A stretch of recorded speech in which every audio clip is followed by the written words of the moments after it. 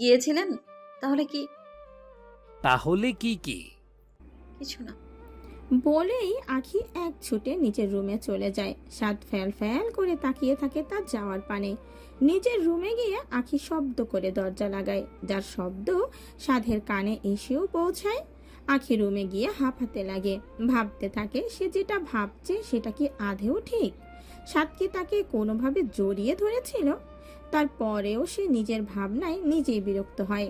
নিজের মাথায় অদৃশ্য বাড়ি মেরে ভাবে, তুই একটা পাগল আখি, আর তোর ভাবনা চিন্তাগুলো তোর থেকেও বেশি পাগল। মিস্টার চৌধুরী কেন তোকে জড়িয়ে ধরতে যাবে? কিন্তু এই সুভাষ কি ভাবে? যেভাবে আসে আসুক, ওনার গায়ের এই সুঘ্রাণ পাচ্ছি, এটাই তো আমার জন্য অনেক। আখির ভাবনার মাঝেই কেউ দরজায় টোকা দেয়। আখি গিয়ে সরি আখি গিয়ে দরজা খোলে, দেখে সাদ এসেছে। কিছু বলবেন? বাইরে দাঁড় করিয়ে কথা বলবে? আখি তৎক্ষণাৎ দরজার সামনে থেকে সরে গিয়ে বলে, না না, আসুন আসুন। সাদ ভেতরে ঢোকে, তার পিছু পিছু ঢোকে আরেকজন, তার হাতে খাবারের প্লেট। আখি খাবার দেখে নাক সিটকায়। সাদ গরম চোখে তাকায় তার দিকে। সাদ ইংলিশে লোকটাকে খাবার রেখে চলে যেতে বলে। লোকটা সেটাই করে। বেড়ে গিয়ে বসো।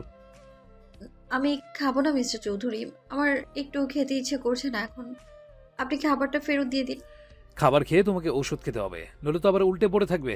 তখন সবাই আমাকেই দোষ দেবে, বলবে আমি তোমার খেয়াল রাখতে পারিনি। আমি তো কারো কথা শুনবো না, তাই তোমাকে খেতেই হবে। অন্যরা কথা শোনাবে বলে খাওয়াটা এনেছেন? আমি ভেবেছি হয়তো আমার জন্য আপনার কষ্ট হচ্ছে। কি সব উল্টাপাল্টা চিন্তা আমার। কি হলো, বসো। আখি বিনা বাক্যে বেডে গিয়ে বসে। সাদ সব খাবারগুলো আখির সামনে রেখে দেয়। আখি খাবারে হাত দিতে যাবে, এমন সময় সাদ তার হাত ধরে ফেলে। তুমি অসুস্থ, তোমার হাতে জীবাণু ভর্তি, ওই হাতে খেলে পেট খারাপ করবে।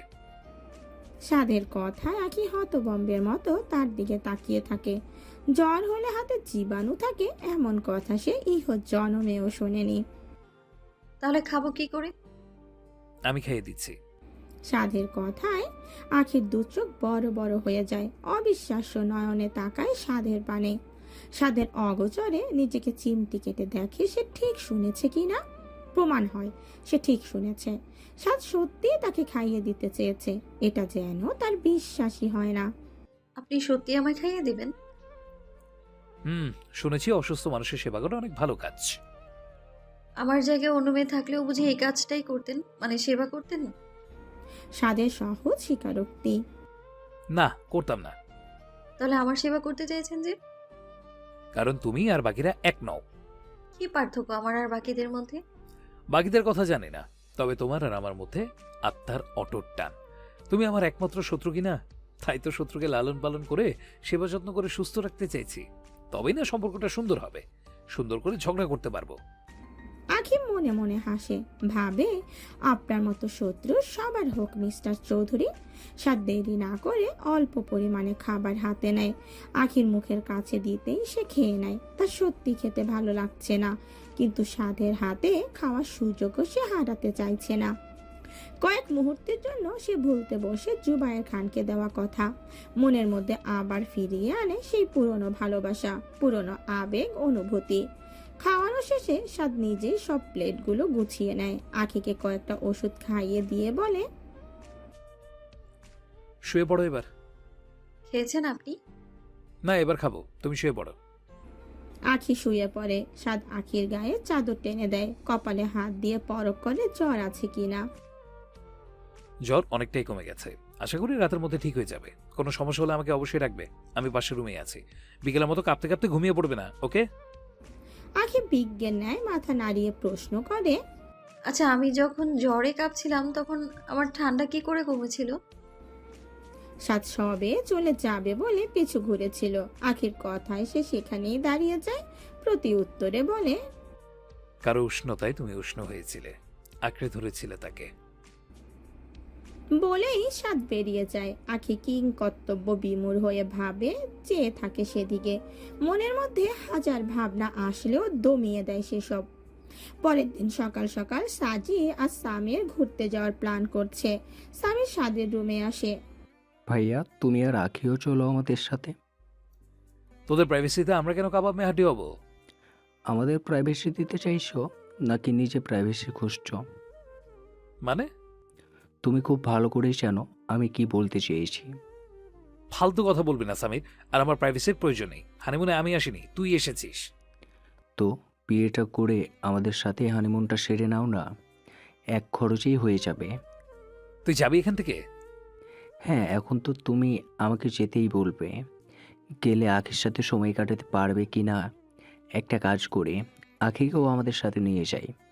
বেচারি তো এসে পর্যন্ত কোথাও ঘুরতে পারলো না, আমাদের সাথে না হয় একটু ঘুরে নেবে। কি বলো ভাইয়া, আখিকে নিয়ে যাই?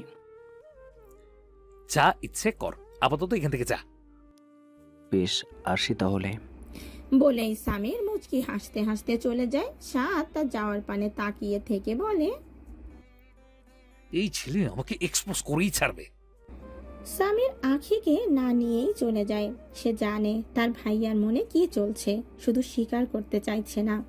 তাই তো দুজনকে আলাদাভাবে সময় কাটাতে দিচ্ছে। যদি সত্যি তার ভাইয়া আখিকে ভালোবেসে থাকে, তাহলে তাদের সম্পর্ক আরো গাঢ় হোক। কারণ সে খুব করে চায় তার ভাইয়ার জীবনে কেউ আসুক, তাকে ভালোবাসুক। আর সেটা যদি আখি হয় তাহলে তো কোনো কথাই নেই। আখি রুমে শুয়েছিল, মনটা তার ভীষণে ভরে আছে। এত সুন্দর একটা জায়গায় এসেও সে যেন মুগ্ধ হতে পারছে না। তখনই আখির রুমে টোকা পড়ায় সে উঠে দরজা খোলে। আমি পার্কিং লটে আছি, 5 মিনিটে রেডি হয়ে নিচে নামো। কিন্তু আমি নো মো ওয়াচ, হারি আপ। বলেই সাত চলে যায়। আখি বুঝতে কয়েক মুহূর্ত সময় নেয়, তবে নিচে না গিয়েও কোনো উপায় খুঁজে পায় না। নইলে দেখা যাবে এই ছেলে এসে তাকে চড় থাপ্পড় বসিয়ে দিল। আখি খুব সিম্পল একটা ড্রেস পরে রেডি হয়ে নেয়। মুখে কোনো প্রসাধনী ব্যবহার করে না, শুধুমাত্র একটু কাজল পরে। তাতেই বুঝি তাকে অপরূপ সুন্দর লাগে। সে ওড়নাটা গায়ে ভালো করে জড়িয়ে নিচে নেমে আসে। দেখে সাদ একটা গাড়িতে হেলান দিয়ে দাঁড়িয়ে আছে। আখি এগিয়ে যায় তার দিকে। গাড়ি কোথায় পেলেন? ভাড়া করেছি, ওঠো। কেন? তুমি চাইছো তোমাকে পাহারা দেওয়ার জন্য আমি হোটেলে বসে থাকি? বালি আমার পছন্দের জায়গা, এখনো অনেক জায়গা ঘোরা বাকি। তো যান না, কে বারণ করেছে? তোমাকে এখানে একা রেখে যাব? পাগল আমি? দরজায় তালা দিয়েও তো যেতে পারেন। ওই রিস্ক আমি নিতে পারবো না। দেখা গেল তুমি তালা ভেঙে কোথাও চলে গেলে, তখন সে আমাকেই আবার তোমাকে খুঁজে বার করতে হবে। বাইরে থেকে তালা দিলে আমি খুলবো কি করে? তোমার মতো মানুষ এখানে অনেক আছে, ভাব জমাতে দেরি হবে না। হয়তো কান্নাকাটি করে তাকে বাধ্য করলে তালা ভেঙে ফেলতে। তোমাকে দিয়ে তো বিশ্বাস নেই। আখি রাগে গজ গজ করতে থাকে। গাড়িতে ওঠো। আখি সাদের দিকে রাগী দৃষ্টিতে তাকিয়ে গাড়িতে উঠে পড়ে। সাদ আলতো হেসে ভাবে, রাখলে তোমাকে খুব সুন্দর লাগে আখি। অন্তত তোমার মন খারাপ দূর করার জন্য হলেও তোমাকে রাগিয়ে দিতে আমি 1000বার প্রস্তুত। অতঃপর সাদও গাড়িতে উঠে পড়ে, চালিয়ে নিয়ে যায় অজানা কোনো গন্তব্যের উদ্দেশ্যে। বেশ ঘন্টা চারেক ড্রাইভ করার পরে সাদ আর আখি একটা জায়গায় এসে পৌঁছায়। সাদ গাড়ি থেকে নেমে আখিকে নামায়। বেশ ঘন্টা চারেক ড্রাইভ করার পরে সাদ আর আখি একটা জায়গায় এসে পৌঁছায়। সাদ গাড়ি থেকে নেমে আখিকেও নামায়। জায়গাটার চারিপাশে তাকিয়ে আখির মুখ থেকে শুধু একটা কথা বার হয়, ওয়াও, এত সুন্দর এই জায়গাটা। তোমার থেকে নয়। কিছু বললেন? বললাম এখানে দাঁড়াও, আমি গাড়িটা ওদিকে রেখে আসি, তারপরে বিচে যাওয়া যাবে। আখি মাথা নাড়াতেই সাদ বেশ কিছুটা দূরে গিয়ে গাড়ি রেখে আসে। এসে দেখে আখি চারিদিকে ছোটাছুটি করছে, বাচ্চা মানুষের মতো খিলখিলিয়ে হাসছে। সাদ সেদিকে তাকিয়ে মৃদু হাসে, ঠোঁটের কোণে হাসি ফুটিয়ে বলে, তোমাকে এভাবেই মানায় হোয়াইট স্নো। মায়াবিনীর মুখে মায়াবী হাসি, আমি বড়ই ভালোবাসি। আখি দু হাত মেলে ঘুরতে থাকে। ঘুরতে ঘুরতে তার নজর যায় সাদের দিকে। সাদকে ডাকতে যাবে তার আগেই হঠাৎ করে তার মনে পড়ে যায় জুবায়ের খানের কথা। সে থেমে যায়, মুহূর্তেই থমকায় তার আনন্দ, তার ভালো লাগা। হঠাৎ করেই আখির এই নিশ্চুপতা সাদও খেয়াল করে, তবে কিছু না বলে এগিয়ে যায় তার দিকে। সাদ আখির সামনে যেতে আখি জোরপূর্বক একটা হাসি দেয়। জায়গাটা বেশ সুন্দর আর নির্জন, আমার খুবই ভালো লেগেছে। এখানে আনার জন্য ধন্যবাদ। তোমার কি হয়েছে আখি? বেশ কিছুদিন ধরে খেয়াল করছি তোমাকে, এতটা নীরব কেন তুমি? আমার বেশি কথা বলা তো আপনি পছন্দ করেন না, তাই তো চুপ করে আছি। এতেও বুঝি আপনার প্রবলেম? কথা কম বলা আর নীরব থাকার মধ্যে অনেক পার্থক্য আখি। তুমি বেশি কথাই বলো, কিন্তু এভাবে গুমড়ে থেকো না। আমাকে নিয়ে বড্ড বেশিই ভাবছেন আপনি। তোমাকে নিয়ে ভাবো না তো আর কাকে নিয়ে ভাবো? তুমিই তো আমার সব। সাদের কথায় আখি তড়িৎ গতিতে তাকায় তার দিকে, বোঝার চেষ্টা করছে সাদ কি বলতে চেয়েছে বা চায়। আমায় নিয়ে ভাববেন মানে? সাদ কিছুটা আখির দিকে এগিয়ে যায়, ঠান্ডা হাতে তার গাল স্পর্শ করতেই আখি কেঁপে ওঠে। Because I love you a lot. সাদের কথাটা বলতে দেরি, অথচ আখির সর্বাঙ্গ কেঁপে উঠতে দেরি হয় না, কম্পিত হতে থাকে অনবরত। সে কাপা কণ্ঠে বলে, আপনি মিথ্যে বলছেন। আপনি আমাকে ভালোবাসতে পারেন না। সাদালায়ন চৌধুরী কখনো মিথ্যা বলে না। আমার জীবনের সবচেয়ে বড় সত্যি, আমি তোমাকে ভালোবাসি। মিথ্যে, সব মিথ্যে। আপনি মজা করছেন। এমন মজা করবেন না প্লিজ, আমি নিতে পারবো না। বলেই আখি সাদের হাত ছাড়িয়ে দূরে চলে যেতে চায়, কিন্তু সাদ আখির কোমর চেপে তাকে আরো নিজের কাছে টানে। সাদের প্রতিটি নিঃশ্বাস এসে পতিত হয় আখির মুখে, চোখে। আখির সায় সায় অবস্থা হয়। পুরুষারী এহেন স্পর্শে তার সারা কায়া কেঁপে ওঠে, হৃৎপিণ্ড তীব্র গতিতে বিট হতে থাকে, যার আওয়াজ এসে পৌঁছায় তার কানে। তোমার আমার সম্পর্ক মজা করার নয়, আমি তোমাকে ভালোবাসি, ভালোবাসবো। সাদের বাহুর মাঝে থাকা অবস্থায় আখি শব্দ করে কেঁদে দেয়। তবে এ কান্না সুখের নয়। আখির এখন ভাগ্যের ওপর রাগ হচ্ছে। যাকে ভালোবেসে গেল, জানতে পারলো সেও তাকে ভালোবাসে, কিন্তু বড্ড দেরি হয়ে গেল যে। আখির আব্বু তো তার নাম অন্য কারো নামে গচ্ছিত করতে চেয়েছে। আখি চাইলেও তার ভালোবাসার মানুষকে নিচের করে পাবে না, পাবে না তার ভালোবাসা ধরা দিতে। এভাবে কেঁদো না। আমায় ছেড়ে দিন, ছোবেন না আমায়। তোমাকে ছোঁয়ার অধিকার একমাত্র আমার। তবে চিন্তা নেই, তোমাকে গভীরভাবে ছুঁয়ে দেব না আমি। তোমাকে আমি সেদিনই গভীরভাবে ছোঁব যেদিন সৃষ্টিকর্তার কাছে তুমি আমার হিসেবে গণ্য হবে, শুধুমাত্র আমার। আখি জোর করে নিজেকে ছাড়িয়ে নেয়। আজ তার খুশির দিন, কিন্তু সে খুশি হতে পারছে না। মনের মধ্যে তীব্র যন্ত্রণা হচ্ছে তার। সে নিজেকে সামলে কঠিন মিথ্যে বাক্য আওড়ায়। আমি ভালোবাসি না আপনাকে, আর না কোনোদিন বাসবো।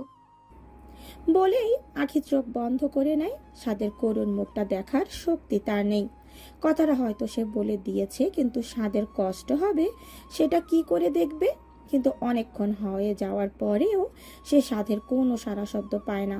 সে পিট পিট করে চোখ খোলে, দেখে সাদ হাস্যোজ্জ্বল মুখে তার দিকেই তাকিয়ে আছে। এভাবে হাসছেন কেন? আমি হাসার মতো কি কোনো কথা বলেছি? তুমি মিথ্যেটাও ঠিক করে বলতে পারো না কি? তোমার মিথ্যে তোমার চোখে মুখেই ধরা পড়ে। সাধের কথায় আখি থতমত খায়, আমতা আমতা করে বলে, নিজের ভালোবাসা পাওয়ার জন্য আমায় মিথ্যেবাদী বানাচ্ছেন? সাদ যেন আরো হাসে। কথাটা তার কাছে কৌতুক ঠেকে। সাদকে এমন ভাবে হাসতে দেখে আখির মনে নতুন এক অনুভূতি শিহরণ জাগে। সাদকে এমন করে হাসতে সে কখনোই দেখেনি। তার মন দোলা দেয়। বেহায়া মন সাদকে জড়িয়ে ধরতে চায়, তার বুক ভিজিয়ে বলতে চায়, আমিও আপনাকে ভালোবাসি মিস্টার চৌধুরী, ভীষণ ভালোবাসি। কিন্তু হায়, আজ সে পরিস্থিতির শিকার। পরিস্থিতি, জুবায়ের খানকে দেওয়া কথা তার হৃদয়কে ছিন্ন ভিন্ন করে, সাদকে পাওয়ার আশা চুরমার করে। আমার ভালোবাসা আমি এমনিও পেয়ে যাবো আখি। কারণটা কি জানো? কারণটা হলো তুমিও আমাকে ভালোবাসো। মিথ্যা। তোমার চোখ বলে তুমি আমাকে ভালোবাসো, তোমার হৃদয় বলে তুমি আমাকে ভালোবাসো। তোমার চোখে আমি নিজের জন্য ভালোবাসা দেখতে পাই, ওই গভীর চাহনিতে আমার জন্য শ্রদ্ধা দেখতে পাই। মিথ্যা মিথ্যা, সব মিথ্যা। মুখে মিথ্যে মিথ্যে করলেও তোমার চোখ যে সত্যি কথা বলে দিচ্ছে আখি। মুখে না হয় মিথ্যে বলে দিলে, কিন্তু চোখ তাকে কি বলে বোঝাবে?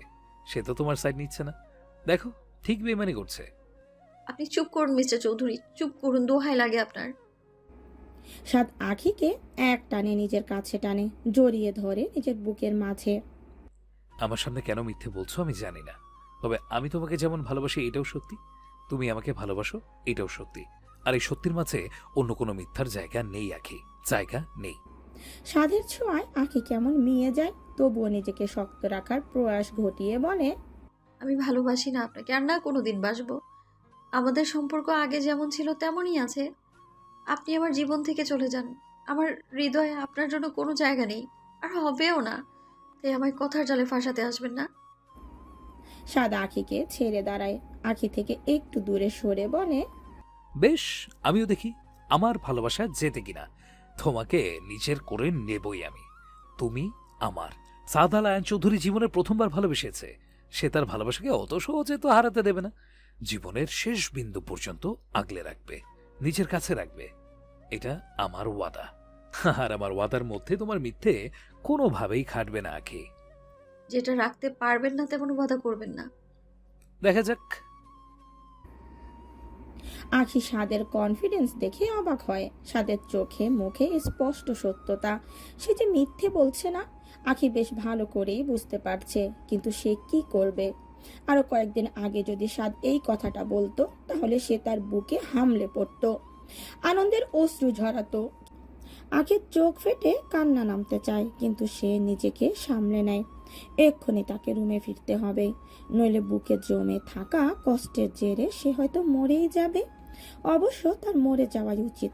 এমন জীবন রেখে কি লাভ, যে জীবনে সাদকে স্থান দিতে পারবে না। এত ভেবো না জানেমান, তোমার কাজ শুধু আমাকে ভালোবাসা, বাকি ভাবনাটুকু না হয় আমি ভেবে নিলাম। জানেমান কথাটা নিজ কানে কয়েকবার উচ্চারণ করে আখি। না, শুনতে খারাপ লাগছে না, কিন্তু এগুলোর যোগ্য তো সে না। আখির ভাবনার মাঝেই মুহূর্তে আকাশ কালো মেঘে ঢেকে যায়, ঠান্ডা হাওয়া বইতে থাকে প্রবল বেগে। সাদ আখির হাত ধরে গাড়ির কাছে আনে। আমাদের এখনই ফিরতে হবে। এতক্ষণ তো ওয়েদার ঠিক ছিল, হঠাৎ এমন কেন হলো বুঝলাম না। আখি মনে মনে তাচ্ছিল্যের হাসি দিয়ে বলে, প্রকৃতিও বুঝি আমার দুঃখে কষ্ট পাচ্ছে, আমার না পাওয়ার ভিড়ে সেও বুঝি জর্জরিত। সাদ বেশ জোরে ড্রাইভ করতে থাকে। বাতাসের তীব্রতা প্রবল বেগে বাড়তে থাকে। সেই সঙ্গে শুরু হয় বর্ষণ, আর তখনই নামে বিপত্তি। কিছু দূর এগোনোর পরে গাড়ির চাকা জোরে এক শব্দ করে। সাদ সঙ্গে সঙ্গে ড্রাইভ করা থামিয়ে দেয়। কি হলো মিস্টার চৌধুরী? বুঝতে পারছি না, মনে হয় টায়ার পাংচার হয়ে গেছে। কি? এখন কি হবে? সাদ আখির দিকে তাকিয়ে বাঁকা হেসে বলে, কি আর হবে, এই বৃষ্টির মাঝে আমরাও না হয় একটু বৃষ্টি বিলাস করে নিলাম। আপনি না গম্ভীর মানুষ, আপনার মুখে তো এইসব কথা মানায় না। গম্ভীর আমি বাকিদের কাছে, তোমার কাছে আমি খোলা বইয়ের মতো। মেয়ে পটানো কেউ আপনার কাছ থেকেই শিখবে। তাহলে বলতে চাইছো তুমি পড়ে গেছো? অবশ্য বলতে চাইছো কি, তুমি তো আগেই পড়ে বসে আছো। সাদ আল আয়ান চৌধুরীর প্রেমে পড়ে সারাদিন তার কথাই ভেবে যাচ্ছ, তার নাম জপে যাচ্ছ। নিজের মতো গল্প সাজাবেন না। ওই জন্যই সত্যি কথা বলতে নেই। সত্যি কথা সবার সহ্য হয় না। বেশি কথা না বলে এখান থেকে কিভাবে যাবো সেটাই ভাবুন। বৃষ্টির পরিমাণ তো বেড়েই চলেছে। যাওয়ার কি দরকার? আমার তো বেশ লাগছে এখানে থাকতে, কেমন জানি প্রেম প্রেম ফিল আসছে। কিন্তু তোমাকে তো আবার ছোঁয়া যাবে না, তোমার কড়া নির্দেশ, একদম আমাকে ছোবেন না। আখি এই প্রথমবার সাদকে এমন ভাবে দেখছে, এমন কথা শুনছে। সে মুগ্ধ হচ্ছে, আবারও প্রেমে পড়ে যাচ্ছে। কিন্তু সেটা তো হতে দেয়া যাবে না। তাকে নিজেকে সংযত করতে হবে, সাদের থেকে দূরে রাখতে হবে নিজেকে। নইলে কখন আবেগী হয়ে সাদের কাছে ধরা দিয়ে দেবে, সেটা সে নিজেও জানে না। বেশ অনেকক্ষণ পর বৃষ্টি কিছুটা কমে আসে। তখন অলরেডি সন্ধ্যা নেমে গেছে। সাদ বাইরে বেরিয়ে থেকে চাকার অবস্থা খারাপ। অনেক খুঁজেও গাড়িতে এক্সট্রা কোনো চাকা পায়নি। শিট। সাদ কল লাগায় সামিরকে। বেশ কিছুক্ষণ কথা বলে কল কাটে, বলে তাদের জন্য চিন্তা না করতে। আখি নেমে এসো। আখি সাদের কথায় গাড়ি থেকে নামে। সামনে একটা হোটেল আছে, আমাদের আজ ওখানেই থাকতে হবে। সামিরকে কল করেছিলাম, এই বৃষ্টির মাঝে কেউ গাড়ি নিয়ে আসতে চাইছে না। অবশ্য সামি নিজে আসতে চেয়েছিল, আমি বারণ করেছি। ভালো করেছেন। আমাদের মতো যদি ভাইয়াও রাস্তায় বিপদে পড়ে তাহলে তো আরেক কাণ্ড হয়ে যাবে। আমরা সামনের হোটেলেই যাব। বৃষ্টি এখন অনেকটাই কমে গেছে, তোমার আমার সাথে একা যেতে প্রবলেম নেই তো?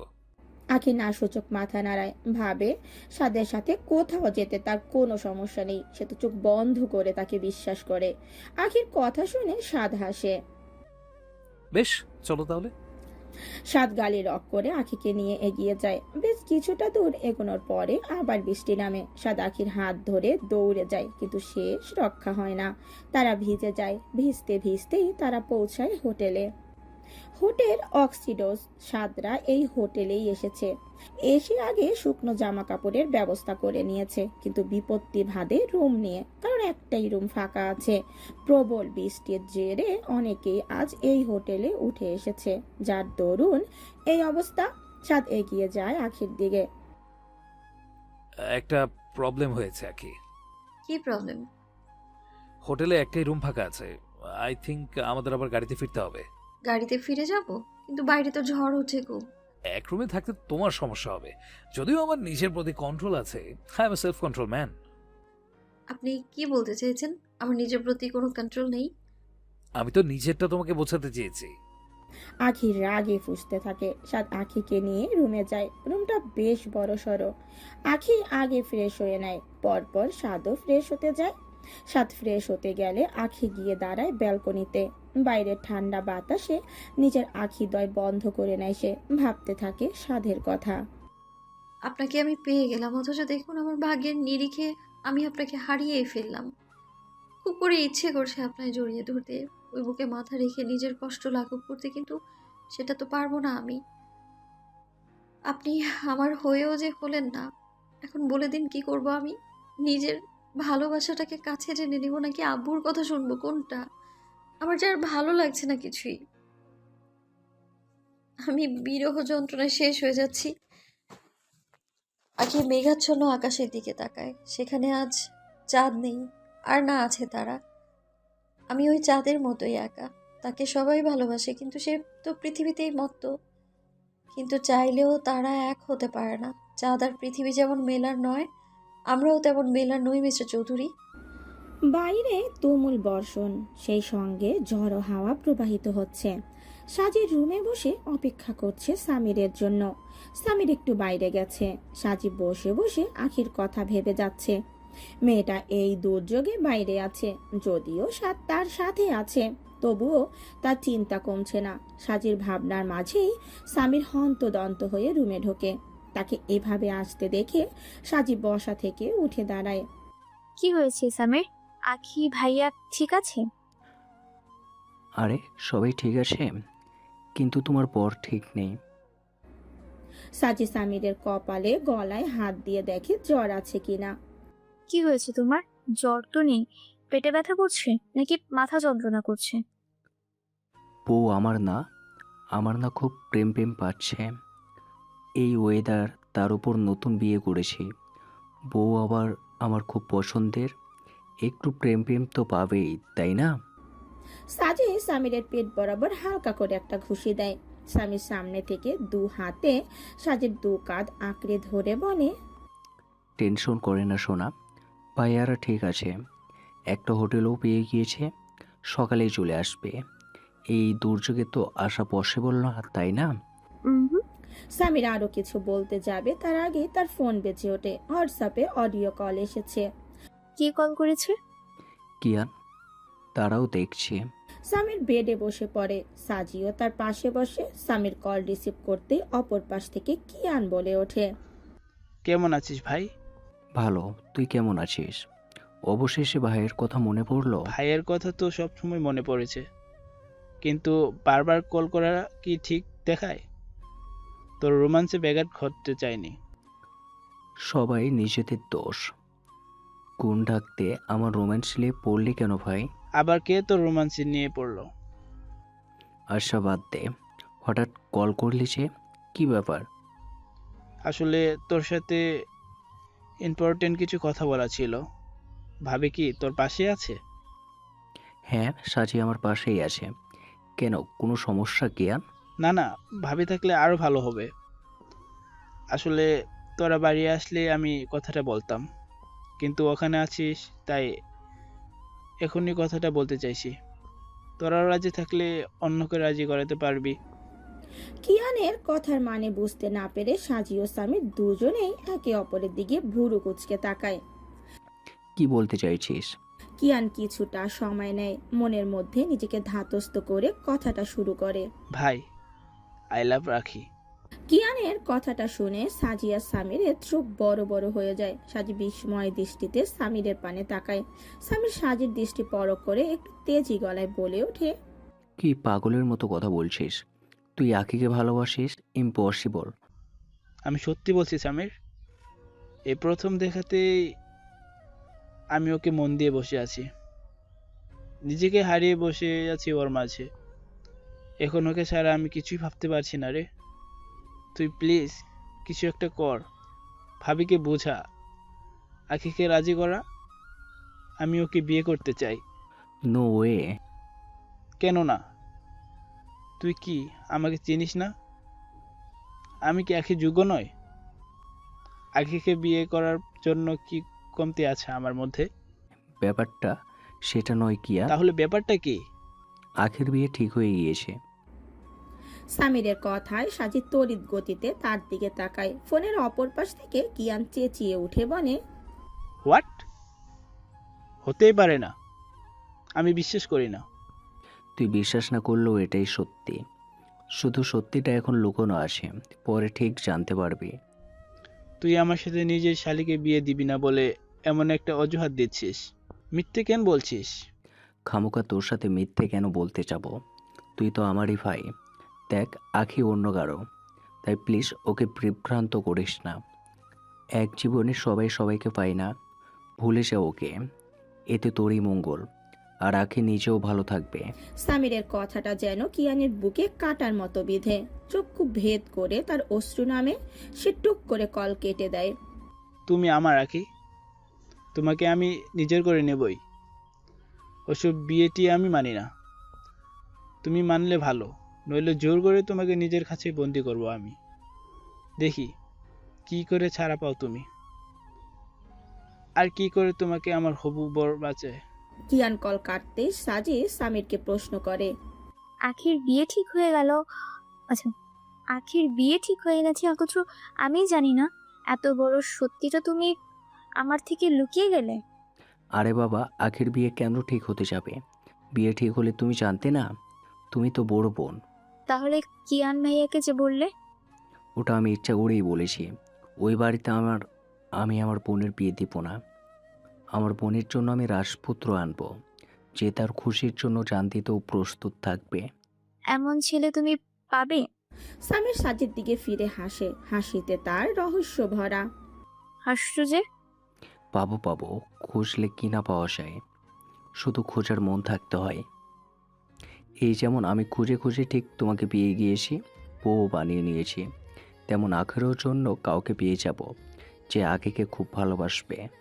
আর শুধু সে নয়, আখি নিজেও তাকে খুব ভালোবাসবে। দেখো, সেটাই যেন হয়। আমার আখিটা ভালো থাকুক। এবার তাহলে আমার ভালো থাকাটাও একটু দেখো বউ। আমার এখন ভিটামিন তোমাকে প্রয়োজন। I need you, please come baby. বলেই সে সাজিকে জড়িয়ে ধরে। তাকে কথা বলার সুযোগও দেয় না। মত্ত হয় ভালোবাসায়। আখির দৃষ্টি এখনো আকাশের মেঘের পানে সীমাবদ্ধ। কালো মেঘ ভেসে বেড়াচ্ছে আকাশে। যদিও রাতের আকাশে সেটা বোঝার উপায় নেই, তবে চাঁদ না থাকায় আখি সহজেই সেটা বুঝতে পারে। কি আমার ভাবুক রানী, ভাবনা তোমার শেষ হবে কবে? আমাকে নিয়ে ভাবছো বুঝি? আখি তাকায় সাথের দিকে। সদ্য গোসল করে আসা সাতকে বড়ই স্নিগ্ধ লাগে তার কাছে। সে কিছুক্ষণ তাকিয়ে চোখ ফিরিয়ে নেয়। ভাবে অবাধ্য জিনিসে না তাকানোই শ্রেয়। দৃষ্টি অন্যদিকে দিয়ে বলে, আপনাকে নিয়ে ভাবা ছাড়াও আমার অন্য কাজ আছে। কি জানি, আমার তো মনে হয় তুমি সারাদিন আমাকে নিয়েই ভাবো। যাই হোক, খাবার দিয়ে গেছে? আখি না সূচক মাথা নাড়ায়। ও, দিয়ে যাবে এক্ষুনি। খাবার আসলে দ্রুত খেয়ে নেবে। এমনটা কেন করছেন মিস্টার চৌধুরী? আখির কথায় সাত তার পাশে একদম কাছে গিয়ে দাঁড়ায়। আখি অনুভূতির জোয়ারে ভেসে যায়। সদ্য গোসল করে আসা সাধের দেহ থেকে সুন্দর এক সুবাস নির্গত হয়। সে সুবাসে মাতাল মাতাল লাগে আখির। কেমনটা করছি? এভাবে আমার আশেপাশে আসবেন না, এমন করে কথাও বলবেন না, নইলে কিন্তু। নইলে কিন্তু কি? আবার প্রেমে পড়ে যাবে? Mister Chowdhury please stop this. আমি নিতে পারছি না আর। বেশ, আর কিছু বলবো না। তবে একটা কথা ভালো করে শুনে রাখো, তুমি আমার, তোমাকে ঘিরে আমার অস্তিত্ব। তুমি আমার থেকে দূরে থাকলেও সেই অস্তিত্ব মুছে যাবে না। আর না আমি তোমাকে ভুলে যাব। থাকো তুমি তোমার মতো, কিন্তু দিন শেষে তুমি আমার। বলেই সাত রুমের মধ্যে চলে যায়। আখি নীরবে নিজের অশ্রু জড়ায়। এভাবে দুর্বল করে দেবেন না আমায়, তাহলে যে কথার খেলাপ হয়ে যাবে। আর আব্বু, না না, আমার সুখের জন্য আমি অন্য কারো সুখের বাধা হব না। শত কষ্ট হোক আমার, কিন্তু সবাই ভালো থাকুক শুধু। আপনিও ভালো থাকুন মিস্টার চৌধুরী। আমার জীবনের সব সুখের বিনিময়ে হলেও আপনি ভালো থাকুন, সুস্থ থাকুন। সাদ আবার আখির কাছে আসে। রুমে তার মন বসে না। আখির মলিন মুখ তার চোখে ভেসে ওঠে বারবার। এবার আখি তাকে সরাসরি প্রশ্ন করে। আমাকে কেন ভালোবাসলেন মিস্টার চৌধুরী? ভালোবাসার কোনো কারণ হয় না আখি, ভালোবাসা শুধু হয়ে যায়। আমার ক্ষেত্রেও হয়েছে। নইলে যে মেয়েটাকে নিজের শত্রু ভেবে বসেছিলাম তাকে কেন ভালোবাসলাম, কেন তার মায়ে আটকে গেলাম, এই উত্তর যে আমার কাছেও নেই। শুধু জানি আমি তোমাকে ভালোবাসি। কি করে বলবো তোমায় ঠিক কতটা ভালোবাসি? যে ভালোবাসায় কষ্ট ভরা সেখান থেকে দূরে সরে যাওয়াই শ্রেয় মিস্টার চৌধুরী। নিজের অস্তিত্ব থেকে আমি দূরে সরে যেতে পারবো না। এতটা ভালো কেন বাসলেন আমায়? কষ্ট ছাড়া তো কিছুই পাবেন না আপনি। সাদ আখির হাতে হাত রাখে, তার চোখে চোখ রেখে বলে। সব কষ্ট সহ্য করে নেব, শুধু আমার হয়ে থাকো। সবার সাথে লড়াই করে নেব, শুধু আমায় ভালোবাসো। আপনিই তাহলে আমার রুমে এসেছিলেন, তাই না? মানে? আমার শরীর থেকে আমি আপনার পারফিউমের গন্ধ পেয়েছিলাম। তুমি জ্বরে কাঁপছিলে, তাই শুধু জড়িয়ে রেখেছিলাম। কেন রেখেছিলেন? তুমি আমার নিজের, তাই। আর কোনো কথা না। Stop this. বলেই সাদ রুমে চলে যায়। আখি ফ্যাল ফ্যাল করে তাকিয়ে থাকে তার যাওয়ার পানে। সে খুব সহজেই বুঝে যায় সে ঠিকই ভেবেছিল, তার ধারণা সঠিক। সাদ তাকে আগলে নিয়েছিল, পাশে ছিল তার। আখি চোখ দিয়ে বাড়ি ধারা নেমে আসে। আপনি যদি আমার ভাগ্যে থাকতেন, আমার থেকে বেশি খুশি আর কেউ হতো না, হয়তো আপনিও না। সাদ রুমে যেতেই একজন এসে খাবার দিয়ে যায়। সাদ আখিকে ডাকতেই সে রুমে প্রবেশ করে। দুজন বিনা বাক্যে খাবার খেয়ে নেয়। খাবার শেষে প্লেটগুলো আখি গুছিয়ে রাখে। তুমি খাটে শুয়ে পড়ো, আমি সোফায় আছি। বলেই সাদ সোফায় শুয়ে পড়ে, বন্ধ করে নেয় নিজের চোখ। আখি সেই দিকে কিছুক্ষণ তাকিয়ে নিজেও শুয়ে পড়ে। আপনাকে আমি যতটা ভালোবাসি তার থেকেও বেশি সম্মান করি, শ্রদ্ধা করি। আপনাকে না পাওয়ার কষ্ট আমায় কুড়ে কুড়ে খেয়ে নেবে। আপনি আমায় ভালোবাসেন, এটা শুনেই আমার শান্তি। আপনাকে হারানোর কষ্ট আমায় তিলে তিলে শেষ করে দেবে, তবু দিন শেষে জানবো আপনি ভালোবাসেন আমায়। আর আমি আমি আপনাকে, এটাই আমার জীবনের শ্রেষ্ঠ পাওয়া। আপনি আমায় মাফ করে দেবেন। আপনাকে কষ্ট দিতে আমার একটুও মন চাইছে না, একটুও আপনার চোখের নীরবতা দেখতে পারছি না আমি। কিন্তু আমি যে অসহায়, কিচ্ছু করার নেই আমার, কিচ্ছু না। পরিস্থিতি বাধ্য করেছে আমায় আপনার থেকে দূরে সরে যেতে। তবে আমার ভালোবাসাকে দমাতে পারবে না। আমি জীবনের শেষ রক্তবিন্দু পর্যন্ত শুধুমাত্র আপনাকেই ভালোবেসে যাব। নিজেকে হারিয়ে আপনার মাঝেই খুঁজে পাবো আমি। এসব ভাবতে ভাবতে আখি কখন ঘুমিয়ে পড়ে, কিন্তু সাধের চোখে ঘুম নেই। সে ঘুমন্ত আখির মুখ পানে চেয়ে থাকে। তোমার নীরবতা ভরা কষ্ট আমার কাছে বিষের মতো ঠেকে আখি। আমি জানি তুমি আমাকে ভালোবাসো, তাহলে কিসের এত দূরত্ব, কিসের এত কষ্ট? আমি আছি তো। একবার আমার বুকে মাথা রেখে নিজের কষ্টটাকে জাহির করে দেখো। বিশ্বাস করো, আমি সব ঠিক করে দেব। পুরো দুনিয়া লুটিয়ে দেব তোমার পায়ে। তবু এভাবে থেকো না, নিজেকে কষ্ট দিয়ে আমাকে দুর্বল করে দিও না আখি, দিও না। তোমার এই নীরবতা আমাকে ভেঙে দিচ্ছে। তুমিই তো আমার শক্তি, আমার পাওয়ার। তোমাকে এইভাবে মানে না। তুমি হাসবে, আমার জন্য না হলেও নিজের জন্য হাসবে, নিজেকে ভালোবাসবে। সকাল সকাল আখিকে নিয়ে অক্সিডোজ থেকে বেরিয়ে পড়ে সাদ। রাতের তুমুল বৃষ্টির পর ধরণী এখন অনেকটাই শান্ত। আকাশে উজ্জ্বল সূর্য কিরণ দিচ্ছে। সাত লোক লাগিয়ে গাড়ির চাকা পাল্টে নেয়। অতঃপর আখিকে নিয়ে পাড়ি দেয় দ্য হোয়াইট প্লেসের দিকে। আখি ও সাদ হোটেলে পৌঁছতেই সাজি আখিকে জড়িয়ে ধরে, সারা মুখে অজস্র চুমু দিতে থাকে। তুই ঠিক আছিস সাক্ষী? আর ভাইয়া, আপনি আপনি ঠিক আছেন? সাদ ইশারায় বোঝায় সে ঠিক আছে। আমি ঠিক আছি আপু। রুমে চল। বলেই সাজি আখিকে নিয়ে রুমের দিকে চলে যায়। ওরা যেতেই সামির সাদের পাশে এসে দাঁড়ায়। সাদের কানের কাছে মুখ এনে বলে। কেমন কাটলো প্রি হানিমুন? সাদ গরম দৃষ্টি নিক্ষেপ করে সামিরের দিকে। সামির সেই দৃষ্টি দেখে হেসে ফেলে, দাঁত বার করা হাসি দিয়ে বলে। সব তোমার প্ল্যান ছিল তাই না? আরে কিডিং উইথ মি? মজা করছিস আমার সাথে? আমার প্ল্যান ছিল। সৃষ্টিকর্তা বুঝি আজকাল আমার প্ল্যানে সামিল হচ্ছে, তাই তো ঝড় বৃষ্টি দিচ্ছে, তাই না? হতেও পারে। তুমি ওনার খাস বান্দা কিনা? মজার একটা লিমিট থাকে সামির। মজা কোথায় করলাম? আমি তো সঠিক কথাই বললাম। যাই হোক, বাদ দাও। তোমার সাথে একটা সিরিয়াস কথা ছিল আমার। কি কথা? তাড়াতাড়ি বল, আমি খুব টায়ার্ড। টায়ার্ড? কিন্তু তোমার তো টায়ার্ড হওয়ার কথা না ভাইয়া। সামির, আজকাল তোর বড্ড মুখ চলছে, আমাকে রাগাবি না একদম। ওকে ওকে। শোনো ভাইয়া, কাল রাতে কিয়ান আমাকে কল করেছিল। তো তো আবার কি, সে তোমার লালপরীকে বিয়ে করতে চাই। সাজি আর আমার কাছে প্রস্তাব রেখেছে। হোয়াট? সাদ বেশ চেঁচিয়ে কথাটা বলে। সামির সঙ্গে সঙ্গে কানে আঙুল দিয়ে বন্ধ করে নেয়। আসতে ভাইয়া। কিসের আসতে? ও আখিকে বিয়ে করতে চেয়েছে আর তুই চুপ করেছিলিস? থাকলেও বাকি, তুমি এত হাইপার হচ্ছ কেন? তুমি তো আর আখিকে ভালোবাসো না। সাদ রাগে গজ গজ করতে থাকে, মেজাজ তার চটে যায়। একদিকে আঁখি মন খারাপ করে বসে আছে, অন্যদিকে এই কিয়ান তার ভালোবাসার দিকে হাত বাড়াতে চাইছে। পারলে সাদ এই হাত ভেঙে দেবে, তাও আঁখিকে অন্য কারো হতে দেবে না।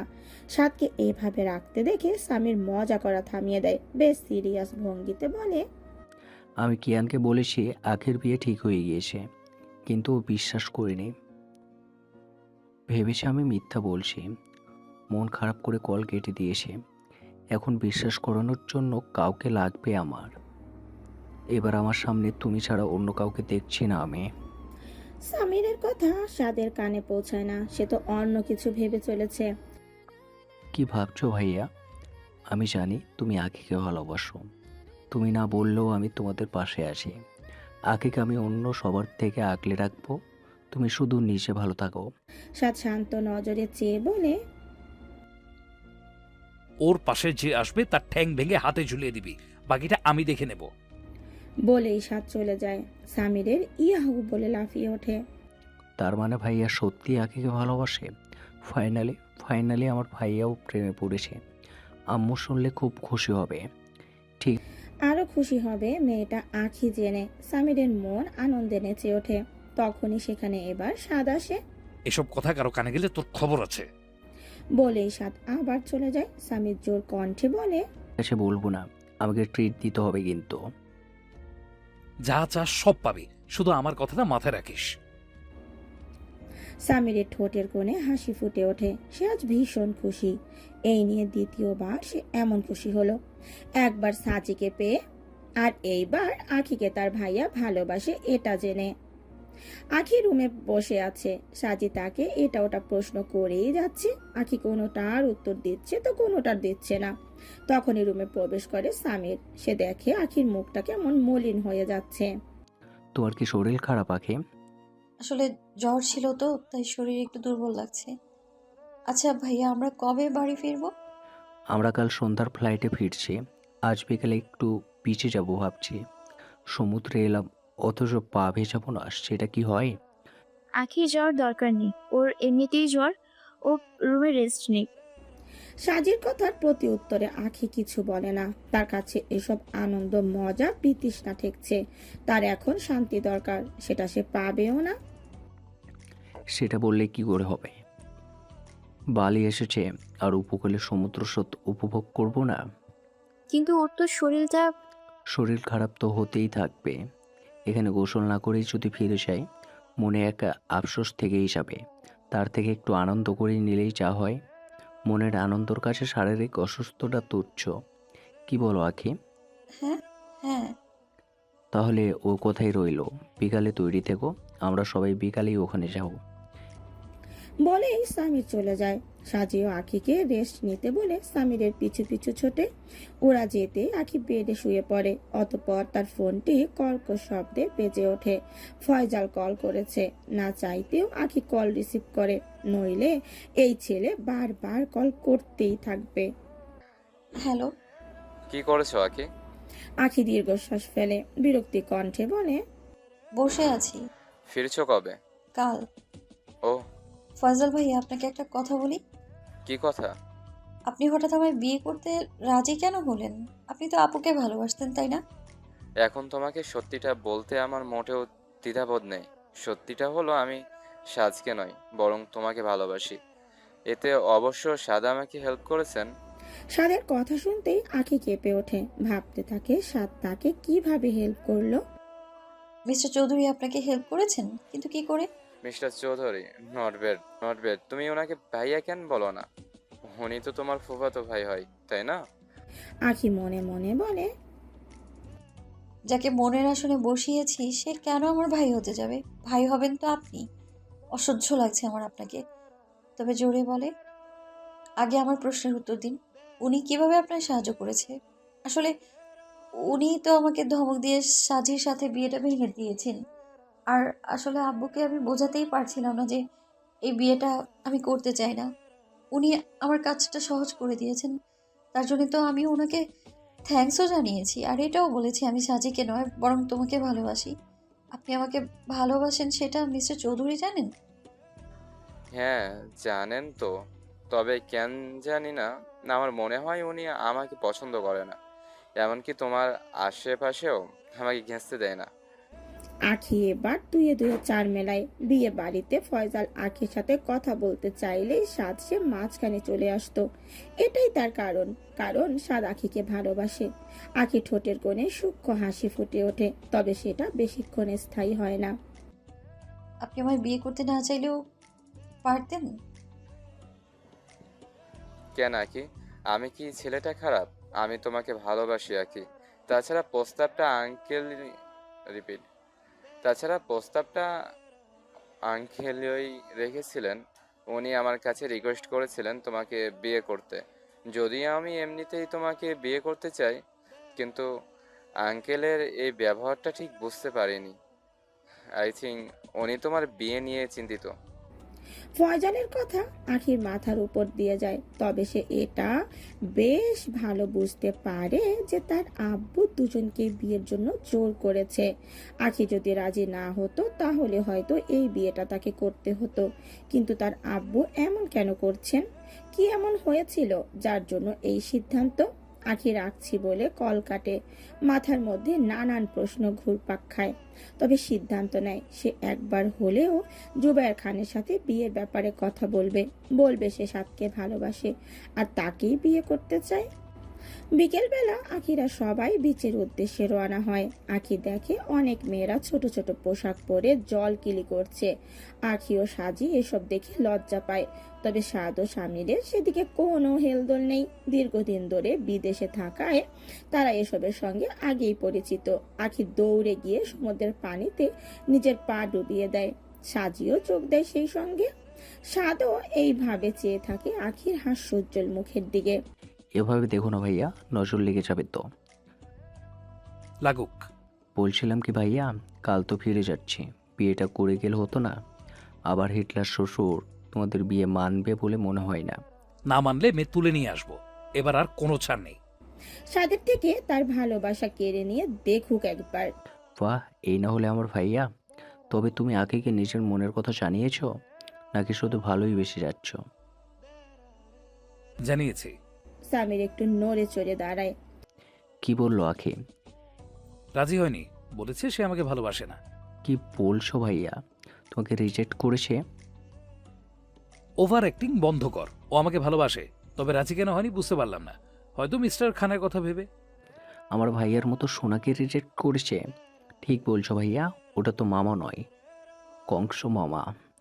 আমার শ্বশুর নয়, অসুর একটা। শুধু লোকের ভালোবাসার দিকে নজর, নিজে ওদিকে লাভ ম্যারেজ করে বিয়ে করেছে, অথচ মেয়েরা করলেই যত দোষ। সাদ শব্দ করে হাসে সামিরের কথায়। দূর থেকেই হাস্যোজ্জ্বল মুখের দিকে চেয়ে থাকে আখি। দিন গড়ালো, সময় ফুরালো। আজ আখিদের ফিরে আসার দিন। সন্ধ্যার পরে তাদের ফ্লাইট। বিকেলের দিকেই সবাই এয়ারপোর্টের উদ্দেশ্যে রওনা দেবে। আখি রুমে ব্যাগ প্যাকিং করে নিচ্ছিল। সবাই এখানে এসে টুকিটাকি শপিং করেছে। আখি করতে না চাইলেও সাদ তাকে কয়েকটা জিনিস কিনে দিয়েছে। আখি নিতে চায়নি, কিন্তু সাধের গরম চোখের কাছে তাকে হার মানতেই হয়। আখি সাদের দেওয়া জিনিসগুলো ট্রলির এক পাশে খুব সুন্দর করে গুছিয়ে রাখে। এগুলো সে বহু যত্নে আগলে রাখবে, নিজের কাছে রাখবে। তুমি চাইলে সারা জীবন এভাবেই তোমাকে সবকিছু কিনে দিতে পারি। সাধের কথায় আখির হাত থেমে যায়। দরজার পানে তাকাতেই দেখে মৃদু হাসি দিয়ে সাদ দাঁড়িয়ে আছে। তুমি চাইলে এভাবেই সব কিনে দিতে পারি, তবে সেটা অধিকার নিয়ে, তোমাকে বউ বানিয়ে, সম্পূর্ণ আমার নিজের বানিয়ে। আখি স্তব্ধ হয়ে যায়। তার হৃদয় থেমে যায় কিছু মুহূর্তের জন্য। কি বলল সাদ? বউ বানিয়ে? বউ বানিয়ে? বিয়ের ভূত কবে উঠলো আপনার মাথায়? এই না আপনি বিয়ে করতে চান না? চাইতাম না তো, কিন্তু তোমাকে অনুভব করার পর থেকে নিজের ডিসিশন চেঞ্জ করলাম। এখন যদি আমাকে বলা হয় তোমাকে 1000বার বিয়ে করতে, আমি তাতেও প্রস্তুত। ডিসিশন চেঞ্জ করেছেন ভালো কথা, এবার একটা ভালো মেয়ে দেখে বিয়ে করে নিন। ভালো মেয়ে? হ্যাঁ, আজকাল ভালো মেয়ে পাওয়া যায় কি জানি, কিন্তু আমার তো আবার মাথা মোটা মেয়ে পছন্দ, যে নিজেকে দেখায় সে বেশি বোঝে, অথচ যেটা বোঝার সেটাই বোঝে না। তার জন্যই তো আমার এই হাল, নইলে এতদিনে আমার বিয়েটাও হয়ে যেত। আপনি আবার আমাকে মাথা মোটা বললেন? আখির কথায় সাদ তার সামনে অনেকটা কাছে এসে দাঁড়ায়। তো বলবো না, তুমি তো মাথা মোটাই। কখনো বুঝেছো আমি তোমাকে ভালোবাসি? অথচ দেখো, তোমার চোখ দেখেই আমি তোমার মনের খবর জেনে গেছি। ওই চোখে নিজের জন্য অজস্র ভালোবাসা খুঁজে পেয়েছি। সেটাও আপনার মন গড়া কথা। সে তোমার মনে হতেই পারে, তুমি আমাকে মিথ্যা প্রমাণ করতে চাও কিনা, কিন্তু তাতে লাভ নেই। তোমার মিথ্যে আমার মনকে বদলাতে পারবে না, আর না তুমি পারবে। যাই হোক, যেটা বলতে এসেছিলাম, আমরা 20 মিনিটের মধ্যে বার হব। তাড়াতাড়ি রেডি হয়ে নাও। বলেই সাদ বেরিয়ে যায়। আখিও বেশি কিছু না ভেবে তাড়াতাড়ি রেডি হয়ে নেয়। জুবাইর খানের কথা মতো আখিকে বাড়িতে নামিয়ে দেওয়া হয়। জুবাইর খান বাকিদের আসতে বললেও সাধের কাছে পড়ে যাওয়ায় কেউ আর সেখানে যায় না, সরাসরি বাড়িতেই রওনা দেয়। সাদ অবশ্য মাঝপথ থেকে অফিসে চলে যায়। পরদিন চৌধুরী বাড়িতে উৎসব লেগে যায়। দুদিন আগে পাত্রপক্ষ হেনাকে দেখে গেছে, আর দেখে পছন্দ করে ফেলেছে। পাত্র আজাদ চৌধুরীর বন্ধুর ছেলে। তারা এখানে বেড়াতে এসেছিলেন। হেনা তখন এখানেই ছিল। সিরাজ সাহেবের হেনাকে দেখে খুব পছন্দ হয়ে যায়, তাই তো নিজের পুত্রবধূ করার দাবি রাখেন। আজাদ চৌধুরীও না করেননি, তবে বোনের সাথে কথা বলে জানাবেন বলেছিলেন। ছেলের পরিবার বেশ সম্ভাব্য, ছেলেও ভালো, তাই কামিনী বেগম ও ইত্তেখাব সাহেব আর না করেননি। তারপরে দেখাশোনা হলো ছেলে ও মেয়ের মধ্যে, তাদেরও পছন্দ হয়ে গেল। সব মিলিয়ে দুদিনেই একরকম পারিবারিকভাবে বিয়ের আয়োজন করা হয়েছে, যদিও এখন শুধু আক্ট করিয়ে রাখা হবে। হেনার হবু বর আরমান বিভিন্ন কোম্পানির প্রজেক্ট তৈরি করেন, সেখানে তার মত প্রকাশ করেন। তাতে কোম্পানির গিডিবি আরও গ্রোথ হয়। সে সাদের কোম্পানিতেও কাজ করেছে, এমনকি সে সাদের পছন্দের একজন, যদিও সেটা এতদিন প্রফেশন জগতেই সীমাবদ্ধ ছিল, কিন্তু এখন তারা পরম আত্মীয় হতে চলেছে। বিয়েটা হেনাদের বাড়িতেই হচ্ছে, শুধুমাত্র কাছের আত্মীয়দের নিয়েই আপাতত আক্তের অনুষ্ঠান হবে। বিয়েতে আখিদের বলা হয়েছে, কামিনী বেগম অবশ্য ওনাদের বলতে চায়নি, কিন্তু উনি না করার আগেই আজাদ চৌধুরী খান বাড়িতে দাওয়াত দিয়ে দিয়েছেন, তাই তো কামিনী বেগম চেয়েও কিছু বলতে পারেননি। তবে কাবেরী বেগম কামিনী বেগমের সাথে এই নিয়ে মন কষাকষি করেছেন। বিয়ের জন্য সবাই হেনাদের বাড়িতে পৌঁছে গেছে। খান বাড়ির সকলে গেলেও আখি আসেনি। সে এমনিতেও ভেঙে চুরমার হয়ে আছে, তাই বারবার সাদের সামনে এসে নিজেকে আর দুর্বল করতে চায় না, কিন্তু দূরে থাকলেও সে নিজেকে সামনে রাখতে পারছে না। বেহায়া মন সারা দিন সাদের নাম জপে যাচ্ছে। আখিকে দেখতে না পেয়ে সামির রুবাইয়া বেগমকে প্রশ্ন করেন, আখি কোথায় মামি? কখন আসবে সে? আখি আসবে না সমীর, কেন? আসলে এতদিন বাইরে ছিল, বলছে ওর শরীরটা নাকি ভালো লাগছে না, তাই ও বাড়িতে থেকে গেছে। সামির ছোট্ট করে উত্তর দেয়। ও, অতঃপর একটু সাইডে এসে কল লাগায় সাদের ফোনে। বলো। ভাইয়া অফিস থেকে কখন আসবে? আরমান ভাইয়ারা একটু পরেই চলে আসবে। এই এবার বার হব। আসার সময় তোমার স্বপ্ন সুন্দরীকে সঙ্গে এনো। মানে আখি আসেনি? না, সবাই আসলো, তোমার স্বপ্ন সুন্দরী আসেনি। সামিরের কথায় সাদ মনে মনে ভাবে, এই মেয়েটা আমাকে বড্ড পড়াচ্ছে। ঠিক আছে, আমি দেখছি। বলেই সাদ কল কাটে। তৎক্ষণাৎ বেরিয়ে পড়ে অফিস থেকে। কলিং বেলের আওয়াজে আখির ঘুম ঘুম চোখে দরজা খোলে। সামনে সাদকে দেখে ভাবে সে হয়তো ঘুমের ঘরে ভুল দেখছে, তাই ঘুম ঘুম কণ্ঠে বলে, স্বপ্নেও জ্বালাচ্ছেন, আবার বাস্তবেই জ্বালাতে এসে গেছেন। সত্যিই এসেছেন নাকি এখনো স্বপ্নই দেখছি আমি? সারাদিন ঘুম ছাড়া আর কোনো কাজ নেই তোমার? আবারও স্বপ্ন দেখছো, তাও আবার আমাকে নিয়ে? আপনি? অন্য কাউকে আশা করেছিল নাকি? না, মানে আপনি এখানে কি করছেন? আপনার তো হেনাপুদের বাড়িতে থাকার কথা। আমার হেনাদের বাড়িতে থাকার কথা বলে তুমি সেখানে যাওনি, তাই তো? মোটেও না। সেটা আমি খুব ভালো করেই জানি। তো জানেন যখন, তখন এসেছেন কেন এখানে? সাদ আখিকে একটা হাত দিয়ে দরজার সামনে থেকে সরিয়ে দেয়। ভেতরে ঢুকতে ঢুকতে বলে, বাড়ির জামাইকে তুমি দরজায় দাঁড় করিয়ে রেখে কথা বলছো। ভেরি ব্যাড ম্যানার্স আখি। আর কি যেন বলছিলে? আমি এখানে কেন? সাদ সোফায় বসতে বসতে বলে, যেখানে আমার বউ থাকবে আমি তো সেখানেই থাকবো, তাই না? আমি মোটেও আপনার বহু নই। হতে কতক্ষণ? আপনি কিন্তু বড্ড বাড়াবাড়ি করছেন। কিভাবে নামায়? আপাতত নিজের বউ ভাবছি। সাদের কথা শুনে আখি বিড়বিড় করতে থাকে। বিড়বিড় না করে রেডি হয়ে নাও। আমি কোথাও যাব না। সাদ সোফায় আরো ভালো করে বসে, পায়ের উপর পা তুলে বলে, বেশ, যেতে হবে না, আমিও এখানে থেকে যাই। এমনিতেও ওখানে তুমি নেই, আমি গিয়ে কি করব? তার থেকে বরং তোমার কাছেই থেকে যাই, কি বলো? তো থাকুন, কে বারণ করেছে? তার মানে তুমিও চাইছো আমি এখানে থাকি, এই ছিল তোমার মনে? আর বাইরে বাইরে যত নাটক, তাই তো? আখি আঙুল উঁচিয়ে বলে, আপনি কিন্তু এবার রেডি হয়ে নাও, নইলে এভাবেই তোমাকে নিয়ে যাব। আখি ব্যর্থ হয় কঠিন সত্তাকে দেখাতে। সে রাগে গজগজ করতে করতে উপরে চলে যায়। সেদিকে ফিরে সাদ হাসে। আখি একটা মেরুন রঙের কামিজ পরে নিচে আসে। সাদ সেদিকে তাকিয়ে হেসে বলে, নট ব্যাড, চলো। বলেই আখির হাত ধরে নিয়ে যায়। বিয়ে প্রায় শুরুর দিকেই, অথচ সাদের আসার নাম নেই। সামির তোর ভাইয়াকে কল কর। কাজী সাহেব আর কতক্ষণ বসে থাকবেন? আর হেনাকেও বলি, সাদের জন্য অপেক্ষা করার কি দরকার? আমি এসে গেছি আব্বু, কল করার কোনো প্রয়োজন নেই। সাধের কথায় সবাই সেদিকে তাকায়। কিয়ানের ঠোঁটের কোণে হাসি ফুটে ওঠে। আকিকে দেখে তার হৃদয় ধুকপুক করতে থাকে। তবে কিয়ার আর আকিকে এখানে দেখে ভালো লাগে না।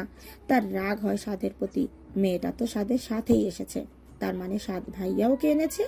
কিয়ারা রাগে ফুঁসতে ফুঁসতে বলে, এত কিসের দরদ ওই মেয়েটার প্রতি? জুবায়ের খান এগিয়ে যান মেয়ের দিকে। আমি ভাইয়াকে আনতে বলেছিলাম, আসলে সাজের বোনের জন্য মন খারাপ করছিল তাই। সামির ব্যাপারটা সামনে নেয়, তবে আখি কেমন জোহরি নজরে তাকায় সামিরের দিকে। জুবায়ের খান আর কিছু বলতে পারেন না। আজাদ চৌধুরী বিয়ে পড়ানোর জন্য তাড়া দেন। আখি গিয়ে দাঁড়ায় বোনের পাশে। সাজি তার দিকে ফিরে কানের কাছে মুখটা নিয়ে গিয়ে বলে, এইখানে এসেছিস ভালো করেছিস, কিন্তু কিয়ানের থেকে দূরে থাকবি।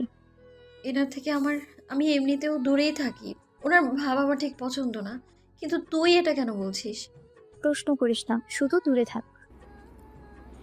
আখি আর কিছু বলে না, বিজ্ঞের ন্যায় মাথা নাড়ায়। যথারীতি শুরু হয়ে যায় বিয়ে। অবিকা আখির পাশে গিয়ে বলে, এবার তোমার বিয়ে খাবো আপু। ইস, তোমার বিয়েতে যা এনজয় করব না, নাচতে নাচতে পুরো ফ্লোরটাই বাকিয়ে দেব। অবিকার কথায় সবাই সজোরে হেসে ওঠে, কিন্তু আখির মুখটা মলিন হয়ে যায়। সে সাদের দিকে তাকাতে দেখে সাদ তার দিকেই ফিরে আছে। সে সঙ্গে সঙ্গে নিজের নজর ফেরায়। অবিকের কথায় তেতে ওঠে অবিকা। আম্মু, তোমার ছেলেকে সামলাও, নইলে আমার হাতে ঘুষি খাবে আজ। এই তোরা চুপ কর তো, সব সময় একে অপরের পিছনে লাগা। অতঃপর সাবিহা বেগম রুবাইয়া বেগমের দিকে ফিরে বলেন, মেয়ে কিন্তু বিয়ের কথা শুনে লজ্জা পাচ্ছে। এবার ওরও একটা বিয়ের ব্যবস্থা করে না পা। সাবিহা বেগমের কথাটা জুবায়ের খানের পছন্দ হয় না। তিনি এখনই আখির বিয়ে নিয়ে প্রকাশ্যে কিছু আলোচনা করতে চাইছে না, আর না অন্য কোনো ছেলের সাথে ওনার মেয়ের নাম জড়াতে চাইছেন। উনি যাকে ঠিক করে রেখেছেন আখির বিয়ে তার সাথেই হবে। আপনারা দেখুন ভালো ছেলে, মনের মতো হলে আমরাও কথায় এগোবো। রুবাইয়া বেগমের কথাটা কিয়ানের খুব ভালো লাগে। সে এই সুযোগটারে কাজে লাগাতে চায়। এখানে সবাই উপস্থিত, কেউ না কেউ তার প্রস্তাবে তো রাজি হবে। সে মুখ খুলে কিছু বলতে যাবে, তার আগেই সাদ বলে, বিয়েটা শেষ করুন কাজী সাহেব, ওরা আর কতক্ষণ এইভাবে হাঁসফাঁস করতে থাকবে? বিয়ে সম্পূর্ণ করে ওদের হাফ ছেড়ে বাঁচার সুযোগ দিন। সাদের কথায় এক দফা আবার হাসির রোল পড়ে যায়। আখি তাকিয়ে দেখে সাদের দিকে। লোকটাকে আজ মারাত্মক সুন্দর লাগছে, যদিও রোজই লাগে, কিন্তু আজকে যেন তার মাত্রা ছাড়িয়েছে। সে নিজের মনেই ভাবতে থাকে, আচ্ছা, লোকটা এত সুন্দর কেন? সত্যিই সুন্দর, নাকি আমি ভালোবাসি বলে আমার কাছে তিনি সুন্দর? সাদের কথায় সবাই হাসলেও কিয়ানে সেটা পছন্দ হয় না। সে সাদের পানে ফিরে রাগে ফুঁসতে থাকে। কাজী সাহেব খুব দ্রুতই বিয়ে শেষ করেন। বিয়ে শেষে সবাই খাওয়া দাওয়া সেরে নেন। আখি বেসিনে হাত ধুতে যাবে, তখনই জুবায়ের খান তাকে আলাদাভাবে ডাকেন। আখি হাত ধুয়ে ওনার কাছে যান। না, লোকটা আসলেই সুন্দর। কিছু বলবে আব্বু? আসলে আব্বু, উনি বললেন, আব্বু আমি তো শুধু ওনার সাথে। জুবের খান হাত উঁচিয়ে আখির কথা থামিয়ে দেন। আখি একটু চুপ থেকে ভাবে এটাই সঠিক সময়, এখনই সে সাদের কথাটা তার আব্বুকে বলবে। আব্বু, তোমার সাথে আমার কিছু জরুরি কথা ছিল। আখি আশেপাশে ভালো করে দেখে নেয় কেউ আছে কিনা। নিজের মাঝে অনেক সাহসের সঞ্চার ঘটায়। কিছুটা সময় নিজেকে ধাতস্থ করে একটা বড় নিঃশ্বাস ছাড়ে, নিজেকে বোঝায় এবার বলতে না পারলে খুব বড় ক্ষতি হয়ে যাবে, তোর জীবনটা ছাড়খাড় হয়ে যাবে। নিজের জন্য হলেও তোকে স্টেপ নিতে হবে, নিজের ভালোবাসাকে বাঁচানোর জন্য হলেও তোকে কথাটা বলতে হবে। আব্বু, আমি যদি ফয়সাল ভাইয়াকে বিয়ে না করি তাহলে কি খুব ক্ষতি হয়ে যাবে? জুবায়ের খান একরকম চেঁচিয়ে ওঠেন। আখি সঙ্গে সঙ্গে নিজের চোখ বন্ধ করে নেয়, ভয়ে কাঁপতে থাকে। জুবায়ের খান এবার হুঙ্কার ছাড়েন, বেশ রাশভারী কণ্ঠে বলেন। ভয়ে আখি কেঁদে ফেলে, তবুও হাল ছাড়ে না। আমি ফয়সাল ভাইয়াকে বিয়ে করতে পারবো না আব্বু। আমি সব বুঝতে পারছি আব্বু, কিন্তু আমার পক্ষে ওনাকে বিয়ে করা সম্ভব না। প্লিজ আব্বু, একটু বোঝার চেষ্টা করো। জুবায়ের খানের মুখের রাগে লাল হয়ে যায়, তবুও নিজেকে কিছুটা সংযত রেখে আখিকে প্রশ্ন করেন। আমি মিস্টার চৌধুরীকে ভালোবাসি আব্বু। কথাটা বলতে দেরি, অথচ আখির গালে চড় পড়তে দেরি হয় না। আখি গালে হাত দিয়ে সিক্ত নজরে তাকায় জুবায়ের খানের দিয়ে, চোখ দিয়ে অনর্গল পানি ঝরতে থাকে। সে ফুপিয়ে কেঁদে ওঠে। জুবায়ের খানের মুখ রক্তিম বর্ণ ধারণ করে, তিনি জোরে বলে ওঠেন। আমি সত্যি ওনাকে খুব ভালোবাসি আব্বু, আর উনিও আমাকে। আখির কান্নার গতি যেন আরো বাড়ে। মনে পড়ে যায় জুবায়ের খানকে দেয়া কথা, নিজের প্রতি রাগ তীর তীর করে বাড়ে। এখন তো আর জানতো না সাদকে এইভাবে ভালোবেসে ফেলবে। আব্বু, আমি সত্যি, আমি ফয়সাল ভাইয়াকে ভালোবাসি না আব্বু, আর না কোনোদিনও ভালোবাসতে পারবো। মিস্টার চৌধুরী কি কমতি? কেন ওনাকে মেনে নিচ্ছ না? কি এত সমস্যা ওনার সাথে? আখি, জুবায়ের খান পূর্বের ন্যায় হুঙ্কার ছাড়েন, রাগে ওনার শরীরের রগ ফুলে ওঠে। কেন লজ্জা করবে আব্বু? তুমি তো আমার আপনজন। উনি আমাকে কিছুই শেখাননি আব্বু। আমি শুধু জানি আমি ওনাকে ভালোবাসি, ওনাকেই বিয়ে করতে চাই আমি। জুবায়ের খান আবার একটা চড় মারেন আখিকে। আব্বু, একটু বোঝার চেষ্টা করো আমায়। কেন আব্বু, কেন?